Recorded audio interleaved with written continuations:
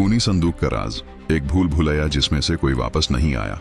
कुछ चीजें सिर्फ देखने के लिए होती हैं, समझने के लिए नहीं। अली ने यह बात सिर्फ एक कहानी समझकर मजाक में उड़ा दिया था, लेकिन उसे क्या पता था कि सिर्फ एक संदूक उसकी जिंदगी हमेशा के लिए बदल देगा। अली, सामी और फरहन पुरानी और हॉन्टेड जगहों की एक्सप्लोरेशन का शौक रखते थे। एक दिन उन्हें एक पुरानी वीरन हवेली के बारे में पता चला जो शहर के बाहर एक सुनसान जंगल के अंदर थी। कहते थे कि उस हवेली में एक खूनी संदूक है जो भी खोलता है या तो गायब हो जाता है या फिर पागल हो जाता है।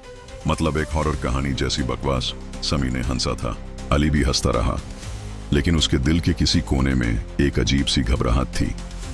फिर भी तीनों ने डिसाइड किया कि वो हवेली जाएंगे। उन्हें नहीं पता था कि यह मजाक उनका आखिरी मजाक साबित हो सकता है। हवेली का सफर। रात के 12 बज रहे थे जब तीनों जंगल के बीच एक बड़े गेट के सामने खड़े थे। लोहे का पुराना गेट इस जूं से भर चुका था, लेकिन सबसे अजीब बात यह थी कि वो खुद ब खुद खुल गया, जैसे कोई अंदर बुलाना चाहता हो।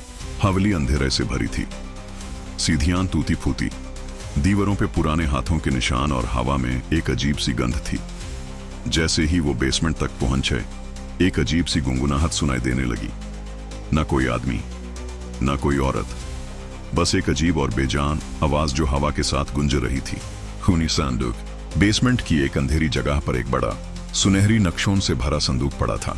बस यही है, खोलना है, फरहन ने घबराहट से कहा। जैसे ही अली ने संदूक को हाथ लगाया, उसका फोन वाइब्रेट करने लगा। एक अननोन नंबर से मैसेज आया, मत करना। उसके हाथ एक पल के लिए रुक गए। समी और फरहन ने भी देखा, उनके चेहरों पे डर था लेकिन क्यूरियोसिटी भी। अली ने संदूक का लॉक तोड़ दिया। अंदर एक पुरानी डायरी थी।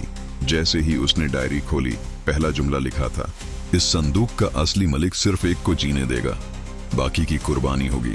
उस वक्त एक तेज हवा चलने लगी।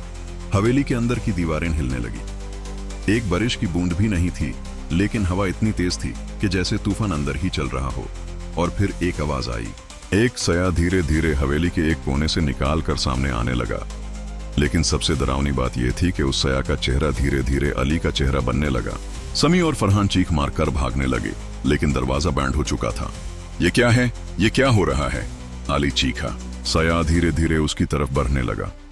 उसकी आंखें एकदम काली हो गई थी, जैसे अंधेरा उसके अंदर समा रहा हो। और फिर एक आखिरी सेंटेंस डायरी के अंदर लिखा मिला, अगले शिकार का इंतजार है, अब तुम निकल नहीं सकते।